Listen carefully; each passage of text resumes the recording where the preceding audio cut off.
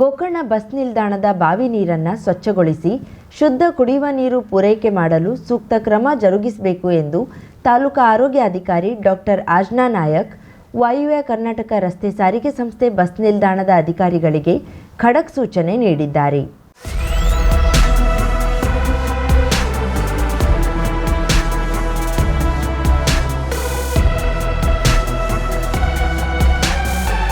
ಆರೋಗ್ಯ ಇಲಾಖೆ ಹಾಗೂ ಇತರೆ ಇಲಾಖೆಯೊಂದಿಗೆ ಅಂಗಡಿಗಳಲ್ಲಿ ತಂಬಾಕು ಉತ್ಪನ್ನ ಮಾರಾಟ ಮಾಡುವ ಬಗ್ಗೆ ಪರಿಶೀಲನೆಗೆ ಆಗಮಿಸಿದ ಸಂದರ್ಭದಲ್ಲಿ ಬಸ್ ನಿಲ್ದಾಣದ ಅಂಗಡಿ ಮುಂಗಟ್ಟು ವೀಕ್ಷಿಸುವ ವೇಳೆ ಹೊಲಸು ತುಂಬಿದ ಬಾವಿ ನೋಡಿ ಆ ನೀರನ್ನ ಬಳಕೆ ಮಾಡುತ್ತೀರಾ ಎಂದು ಬಸ್ ನಿಲ್ದಾಣದ ನಿಯಂತ್ರಣ ಅಧಿಕಾರಿಗಳಿಗೆ ಪ್ರಶ್ನಿಸಿದ್ರು. ನಂತರ ಇದನ್ನ ಬಳಕೆ ಮಾಡುವುದಿಲ್ಲ, ಬದಲಿ ನೀರು ಪೂರೈಸುತ್ತೇವೆ ಎಂದಾಗ ಬಸ್ ನಿಲ್ದಾಣದ ಕ್ಯಾಂಟೀನ್ ನಡೆಸುವವರು ಮಧ್ಯ ಪ್ರವೇಶಿಸಿ ಮಾತನಾಡಿ ಅಧಿಕ ಬಾಡಿಗೆ ಕೊಟ್ಟು ಹೋಟೆಲ್ ಬಾಡಿಗೆ ನೀಡಿ ಹೋಟೆಲ್ ನಡೆಸುತ್ತಿದ್ದು, ಆದರೆ ಇಲ್ಲಿ ಸರಿಯಾದ ನೀರಿನ ವ್ಯವಸ್ಥೆ ಇಲ್ಲದೆ ಪರದಾಡುತ್ತಿದ್ದೇವೆ ಎಂದು ಆಕ್ರೋಶ ವ್ಯಕ್ತಪಡಿಸಿದರು.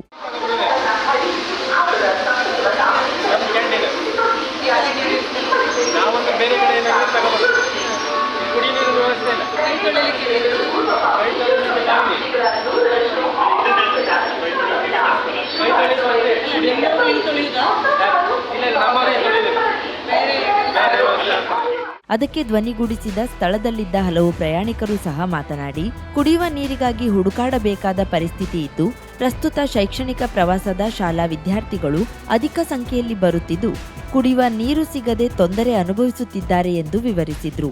ಇದಕ್ಕೆ ಪ್ರತಿಕ್ರಿಯಿಸಿದ ಆರೋಗ್ಯಾಧಿಕಾರಿಗಳು ಕುಡಿಯುವ ನೀರಿನ ವ್ಯವಸ್ಥೆ ಕುರಿತು ಹಿರಿಯ ಅಧಿಕಾರಿಗಳು ಗ್ರಾಮ ಪಂಚಾಯತ್ದೊಂದಿಗೆ ಸೇರಿ ಸೂಕ್ತ ಅನುಕೂಲತೆ ಒದಗಿಸಲು ತಿಳಿಸಿದ್ರು.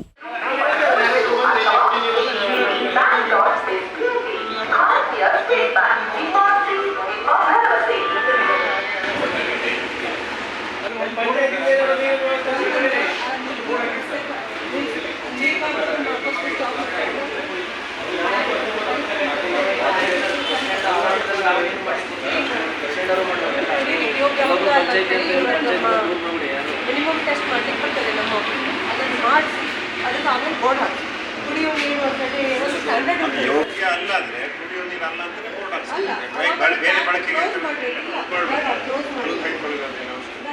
ಅಲ್ಲದೆ ಕುಡಿಯುವ ನೀರಿನ ಟ್ಯಾಂಕ್ ಸ್ವಚ್ಛ ಇರದ ಬಗ್ಗೆ ಹಾಗೂ ಬಸ್ ನಿಲ್ದಾಣದಲ್ಲಿನ ಸ್ವಚ್ಛತೆಯ ಬಗ್ಗೆ ಹಲವು ಸಲಹೆ ಸೂಚನೆಯನ್ನ ನೀಡಿದ್ರು. ಈ ವೇಳೆ ಗ್ರಾಮ ಪಂಚಾಯತ್ ಕಾರ್ಯದರ್ಶಿ ಹಾಗೂ ಬಸ್ ನಿಲ್ದಾಣದ ನಿಯಂತ್ರಣಾಧಿಕಾರಿಗಳು, ಇಲಾಖೆ ಅಧಿಕಾರಿಗಳು ಹಾಜರಿದ್ದರು.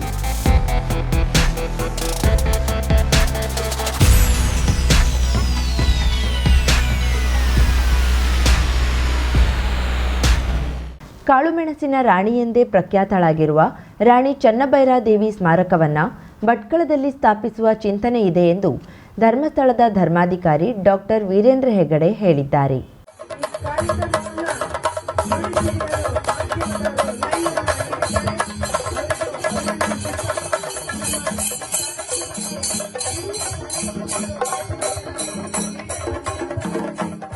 ಮುರುಡೇಶ್ವರ ಮದ್ಯವರ್ಜನ ಶಿಬಿರ ವ್ಯವಸ್ಥಾಪನಾ ಸಮಿತಿ ಇದರ ಆಶ್ರಯದಲ್ಲಿ ಕರ್ನಾಟಕ ರಾಜ್ಯ ಮದ್ಯಮಾಪನ ಸಂಯಮ ಮಂಡಳಿ ಬೆಂಗಳೂರು, ಶ್ರೀ ಮಾತೋಬಾರ ಮುರುಡೇಶ್ವರ ದೇವ, ಶ್ರೀ ಕ್ಷೇತ್ರ ಧರ್ಮಸ್ಥಳ ಗ್ರಾಮಾಭಿವೃದ್ಧಿ ಯೋಜನೆ, ಬಿಸಿ ಟ್ರಸ್ಟ್ ಭಟ್ಕಳ ಸೇರಿದಂತೆ ವಿವಿಧ ಸಂಘ ಸಂಸ್ಥೆಗಳ ಸಹಯೋಗದೊಂದಿಗೆ ಮುರುಡೇಶ್ವರ ಬಸ್ತಿಮಕ್ಕಿ ಶ್ರೀ ರಾಘವೇಶ್ವರ ಭಾರತಿ ಹವ್ಯಕ ಸಭಾಭವನದಲ್ಲಿ ಆಯೋಜಿಸಲಾದ 2016ನೇ ಮದ್ಯವರ್ಜನ ಶಿಬಿರದ ಸಮಾರೋಪ ಸಮಾರಂಭದಲ್ಲಿ ಮಾತನಾಡಿದ ಅವರು, 16ನೇ ಶತಮಾನದ ರಾಣಿ ಚನ್ನಭೈರಾದೇವಿ ಆಡಳಿತಕ್ಕೆ ಭಟ್ಕಳವು ಒಳಪಟ್ಟಿತ್ತು.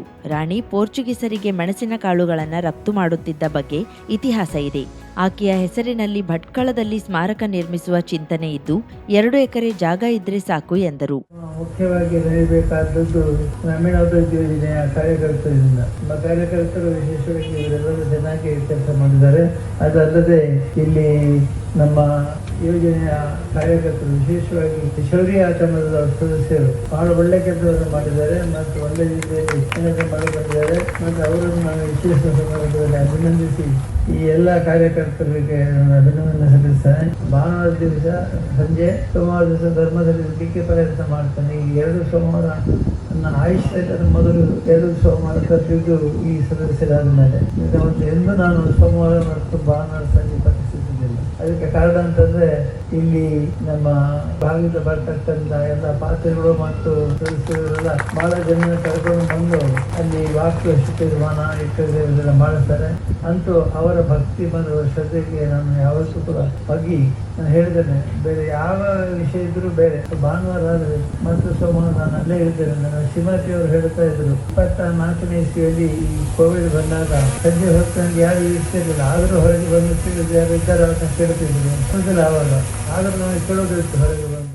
ಸಚಿವ ಮಂಕಾಳ್ ವೈದ್ಯ ಮಾತನಾಡಿ, ಧರ್ಮಸ್ಥಳ ನಂಬಿಕೆ, ಗೌರವಕ್ಕೆ ಹೆಸರಾದ ಸ್ಥಳವಾಗಿದೆ. ಉತ್ತರ ಕನ್ನಡ ಜಿಲ್ಲೆಯಲ್ಲಿ ಧರ್ಮಸ್ಥಳ ಗ್ರಾಮಾಭಿವೃದ್ಧಿ ಸಂಸ್ಥೆಯಿಂದ 708 ಕೋಟಿ ರೂಪಾಯಿಗೂ ಹೆಚ್ಚಿನ ಅಭಿವೃದ್ಧಿ ಕಾಮಗಾರಿಯನ್ನ ನಡೆಸಲಾಗಿದೆ. 20 ರುದ್ರಭೂಮಿ, 11 ಕೆರೆಗಳನ್ನ ಅಭಿವೃದ್ಧಿ ಮಾಡಲಾಗಿದೆ. 7,920 ವಿದ್ಯಾರ್ಥಿಗಳಿಗೆ ಆರ್ಥಿಕ ನೆರವು ನೀಡಲಾಗಿದೆ ಎಂದರು. ಮುರುಡೇಶ್ವರ ಮಧ್ಯವರ್ಜನ ಶಿಬಿರದ ವ್ಯವಸ್ಥಾಪನಾ ಸಮಿತಿ ಗೌರವಾಧ್ಯಕ್ಷ ಚಂದ್ರಶೇಖರ್ ಜೀನದತ್ತಗೌಡ ಅಧ್ಯಕ್ಷತೆ ವಹಿಸಿದ್ರು. ಅಖಿಲ ಕರ್ನಾಟಕ ಜನಜಾಗೃತಿ ವೇದಿಕೆ ಟ್ರಸ್ಟ್ ಧರ್ಮಸ್ಥಳ ಇದರ ಸಂಘಟನಾ ಅಧ್ಯಕ್ಷ ನಟರಾಜ್ ಬಾದಾಮಿ, ಧರ್ಮಸ್ಥಳ ಗ್ರಾಮಾಭಿವೃದ್ಧಿ ಯೋಜನೆಯ ನಿರ್ದೇಶಕ ಆನಂದ ಸುವರ್ಣ, ಮಧ್ಯವರ್ಜನ ಶಿಬಿರ ವ್ಯವಸ್ಥಾಪನಾ ಸಮಿತಿ ಅಧ್ಯಕ್ಷ ಸತೀಶ್ ರತ್ನಾಕರ್ ಶೇಟ್, ವೆಂಕಟೇಶ್ ನಾರಾಯಣ್ ನಾಯ್ಕ್ ಚಿತ್ರಾಪುರ, ವರದಿಗಾರ ರಾಧಾಕೃಷ್ಣ ಭಟ್, ಜೀಜ ವೇದಿಕೆಯ ಮಂಕಿ ಇದರ ಸದಸ್ಯ ರಾಜು ಎಂ ನಾಯ್ಕ್ ಉಪಸ್ಥಿತರಿದ್ದರು.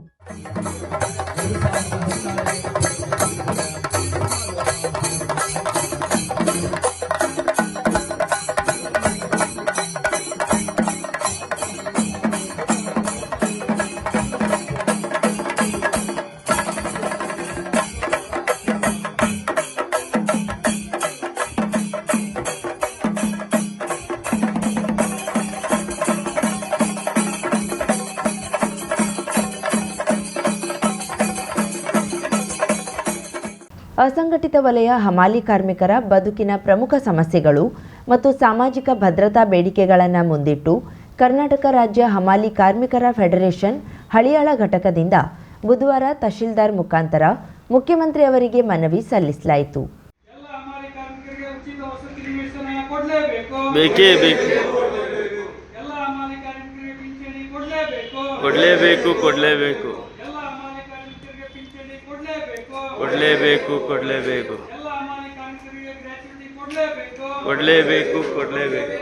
APMC, mill godown, warehouse, bus rail ನಿಲ್ದಾಣ ಸೇರಿದಂತೆ ವಿವಿಧ ಕ್ಷೇತ್ರದಲ್ಲಿ ಲೋಡಿಂಗ್ ಅನ್ಲೋಡಿಂಗ್ ಕಾರ್ಯನಿರ್ವಹಿಸುವ ಹಮಾಲಿ ಕಾರ್ಮಿಕರಿಗೆ ಸಮಗ್ರ ಕಲ್ಯಾಣ ಯೋಜನೆಗಳ ಕೊರತೆ ಇದೆ ಎಂದು ಫೆಡರೇಷನ್ ಆರೋಪಿಸಿದೆ. ಈಗಿರುವ ಯೋಜನೆಗಳು ಅಪಘಾತ ಪರಿಹಾರಕ್ಕೆ ಮಾತ್ರ ಸೀಮಿತವಾಗಿವೆ. ಬದುಕಿನಲ್ಲಿ ಎದುರಾಗುವ ಅಗತ್ಯಗಳಿಗೆ ನೆರವಾಗುವಂತಹ ಸಾಮಾಜಿಕ ಭದ್ರತೆ ಇಲ್ಲವೆಂದು ಮನವಿಯಲ್ಲಿ ತಿಳಿಸಿದ್ದಾರೆ. ಹಮಾಲಿ ಮಾಲೀಕರ ಜೀವನೋಪಾಯವನ್ನ ಸುಧಾರಿಸಲು ಸರ್ಕಾರ ತ್ವರಿತ ಕ್ರಮ ಕೈಗೊಳ್ಳಬೇಕೆಂದು ಫೆಡರೇಷನ್ ಮನವಿಯಲ್ಲಿ ವಿನಂತಿಸಿದೆ. ಮನವಿ ಸಲ್ಲಿಸುವ ಸಂದರ್ಭದಲ್ಲಿ ಫೆಡರೇಷನ್ ಪ್ರಧಾನ ಕಾರ್ಯದರ್ಶಿ ನಾಗಪ್ಪ ನಾಯಕ್, ತಾಲೂಕಾ ಅಧ್ಯಕ್ಷ ಸಂತೋಷ್ ಮರಾಠೆ, ತಾಲೂಕಾ ಪ್ರಧಾನ ಕಾರ್ಯದರ್ಶಿ ಪರಶುರಾಮ್ ಬೆಳಗಾವ್ಕರ್, ನೂರ್ ಅಹ್ಮದ್, ರಮೇಶ್ ಟಕ್ಕನವರ್ ಇತರರು ಇದ್ದರು.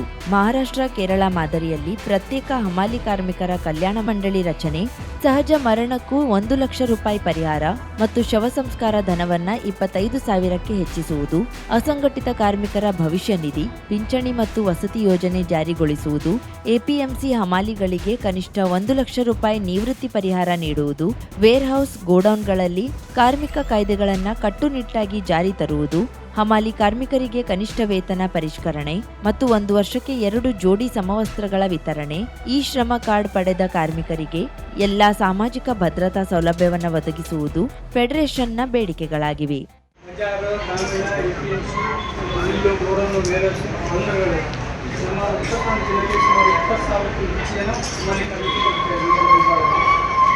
ಈಗಾಗಲೇ ಹಿಂದೆ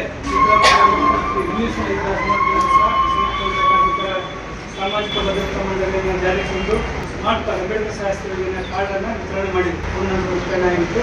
ಈಗ ಮತ್ತೆ ಪುನಃ ವಿತರಣೆ ಕಾರ್ಯ ಶುರುವಾಗಿದೆ. ಅದರ ಜೊತೆಗೆ ಈ ಲೋಡಿಂಗ್ ಅನ್ಲೋಡಿಂಗ್ ಹಮಾಲಿ ಕಾರ್ಮಿಕರನ್ನ ಕರ್ನಾಟಕ ಮೋಟಾರ್ ಸಾರಿಗೆ ಸಂಬಂಧಿಸಿದ ಕಾರ್ಮಿಕರ ಸಾಮಾಜಿಕ ಭದ್ರತಾ ಮಂಡಳಿ ಏನಾಗಿದೆ ಅದರಲ್ಲಿ ಹಮಾಲಿ ಕಾರ್ಮಿಕರ ಲೋಡಿಂಗ್ ಅನ್ಲೋಡಿಂಗ್ ಮಾಡ್ತಾರೆ, ಅವರನ್ನ ಅದರಲ್ಲಿ ಸೇರ್ಪಡೆ ಮಾಡಬೇಕು. ಈಗ ಕೊಡ್ತಾ ಇದ್ದಾರೆ, ಕೆಲವು ಕಡೆ ಸ್ವಲ್ಪ ಕಿರಿಕಿರಿ ಮಾಡ್ತಾ ಇದ್ದಾರೆ.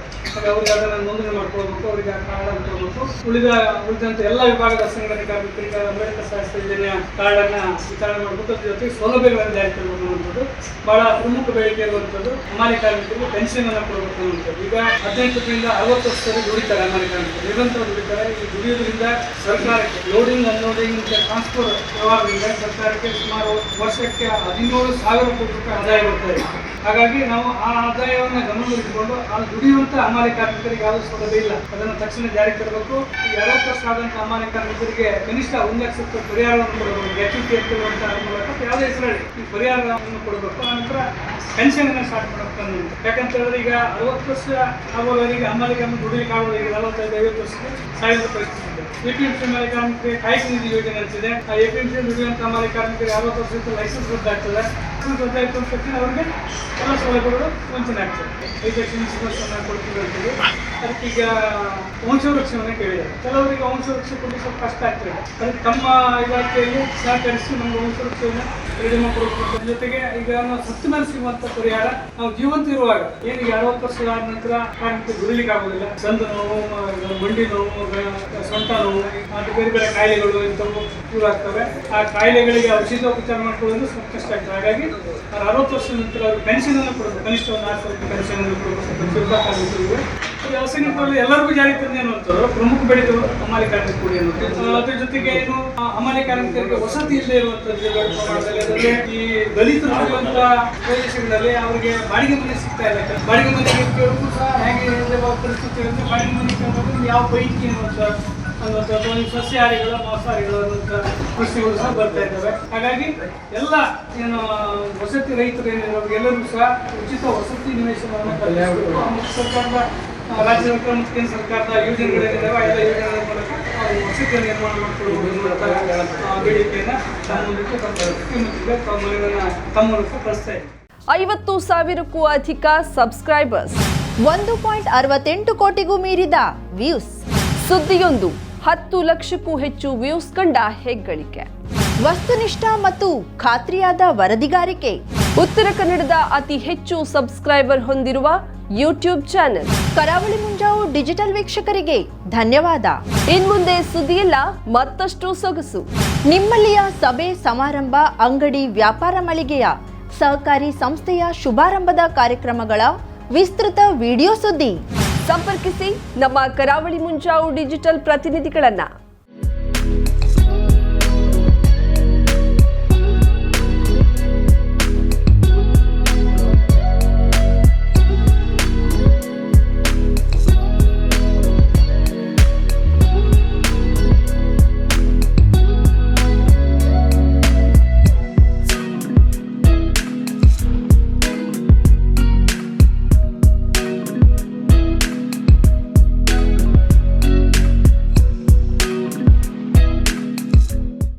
ಸಮಾರಂಭ ನಿಮ್ಮದು, ಸಂಭ್ರಮ ನಮ್ಮದು. ನೋಡ್ತಾ ಇರಿ ಕರಾವಳಿ ಮುಂಜಾವು ಡಿಜಿಟಲ್.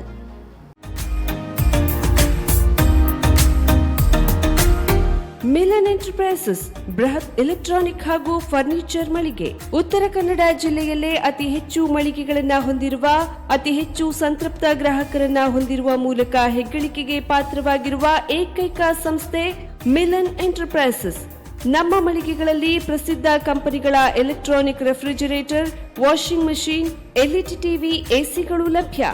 ಭಾರತದ ಕರಾವಳಿ ಹವಾಮಾನಕ್ಕೆ ಹೊಂದಿಕೊಳ್ಳುವ ನಂಬರ್ 1 ಬ್ರ್ಯಾಂಡ್ ಆದ ಗೋದ್ರೇಜ್ ಕಂಪನಿಯ ಕಪಾಟು, ಆಫೀಸ್ ಟೇಬಲ್, ಆಫೀಸ್ ಚೇರ್, ಬ್ಯಾಂಕ್ಗಳಿಗೆ ಹಾಗೂ ಚಿನ್ನದ ಅಂಗಡಿಗಳಿಗೆ ಬೇಕಾಗುವ ಸೇಫ್ ಲಾಕರ್ಗಳು ಅತಿ ಕಡಿಮೆ ಬೆಲೆಯಲ್ಲಿ ಲಭ್ಯವಿದೆ. Teak wood sofa set, wooden dining table ಹಾಗೂ ಗ್ರಾಹಕರಿಗೆ ಬೇಕಾಗುವ ಅಳತೆಯಲ್ಲಿ ನಿಮ್ಮ ಮನೆಗೆ ಹೊಂದಿಕೊಳ್ಳುವ ಹಾಗೆ ಫರ್ನಿಚರ್ ಗಳನ್ನ ಮಾಡಿಕೊಡಲಾಗುವುದು. ಕಸ್ಟಮೈಸ್ಡ್ ಕಿಚನ್, ವಾರ್ಡ್ರೋಬ್ ಗಳನ್ನ ಅತಿ ಹೆಚ್ಚು ವರ್ಷಗಳ ಕಾಲ ಬಾಳಿಕೆ ಬರುವ ಹಾಗೆ ವಾರಂಟಿಯೊಂದಿಗೆ ಮಾಡಿಕೊಡಲಾಗುವುದು.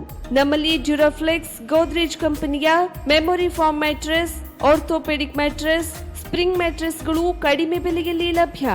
ವಿವಿಧ ಕಂಪನಿಗಳ ನವೀನ ಮಾದರಿಯ ಮಿಕ್ಸರ್, ಗ್ರೈಂಡರ್, ಫ್ಯಾನ್, ಕುಕ್ಕರ್, ತವಾ, ಫ್ಲಾಸ್ಕ್, ಮೈಕ್ರೋ ಓವೆನ್ಗಳು ಲಭ್ಯವಿದೆ. 0% ಬಡ್ಡಿಯೊಂದಿಗೆ ಸ್ಥಳದಲ್ಲಿಯೇ ಬಜಾಜ್ ಫೈನಾನ್ಸ್ ನಿಂದ ಸಾಲ ಸೌಲಭ್ಯವಿದೆ. ಮಿಲನ್ ಎಂಟರ್ಪ್ರೈಸಸ್ ನಲ್ಲಿ ಖರೀದಿ ಮಾಡುವ ಗ್ರಾಹಕರಿಗೆ ಡಿಸ್ಕೌಂಟ್ ಮತ್ತು ಗಿಫ್ಟ್ ಜೊತೆಗೆ ಪ್ರತಿ 2,000 ರೂಪಾಯಿಗಳ ಖರೀದಿಗೆ ಒಂದು ಬಂಪರ್ ಲಕ್ಕಿ ಡ್ರಾ ಕೂಪನ್ ನೀಡಲಾಗುವುದು. ಈ ಲಕ್ಕಿ ಡ್ರಾನಲ್ಲಿ 7 ಲಕ್ಷದವರೆಗೆ ಬಹುಮಾನ ಗೆಲ್ಲುವ ಅವಕಾಶ ನಿಮ್ಮದಾಗಿರುತ್ತದೆ. ಲಕ್ಕಿ ಡ್ರಾದಲ್ಲಿ 1 ಕಾರ್, 2 ಬೈಕ್ ಮತ್ತು ರೆಫ್ರಿಜಿರೇಟರ್, ವಾಷಿಂಗ್ ಮಷಿನ್ ಸೇರಿದಂತೆ 30 ಲಕ್ಕಿ ಗ್ರಾಹಕರಿಗೆ ಬಹುಮಾನ ಗೆಲ್ಲುವ ಅವಕಾಶ. ಗ್ರಾಹಕರ ಸಂತೃಪ್ತಿಗೆ ನಮ್ಮ ಮೊದಲ ಆದ್ಯತೆ ಎನ್ನುವುದು ಮಿಲನ್ ಎಂಟರ್ಪ್ರೈಸಸ್ನ ವಾಕ್ಯ. ಉತ್ತರ ಕನ್ನಡ ಜಿಲ್ಲೆಯ ನಮ್ಮ ಶೋರೂಮ್ಗಳಾದ old Mahalakshmi super market, Mulla stop ಹತ್ತಿರ, ಕಾಜುಬಾಗ್ ಕಾರವಾರ, ಅಗ್ರಿಕಲ್ಚರ್ ಆಫೀಸ್ ಎದುರುಗಡೆ ಮಾಸ್ತಿಕಟ್ಟೆ ರೋಡ್ ಹೊನ್ನಾವರ, ಸೀಮಾ ಕಾಂಪ್ಲೆಕ್ಸ್ ಹತ್ತಿರ Moni Basti main road Bhatkal, Indian bank ಎದುರು CP Bazar road Sirsi, JS building JN road Dandeli, KS building Motikeri road Haliyal. ಇಲ್ಲಿಗೆ ತಪ್ಪದೇ ಭೇಟಿ ನೀಡಿ ಸಂತೃಪ್ತರಾಗಿ.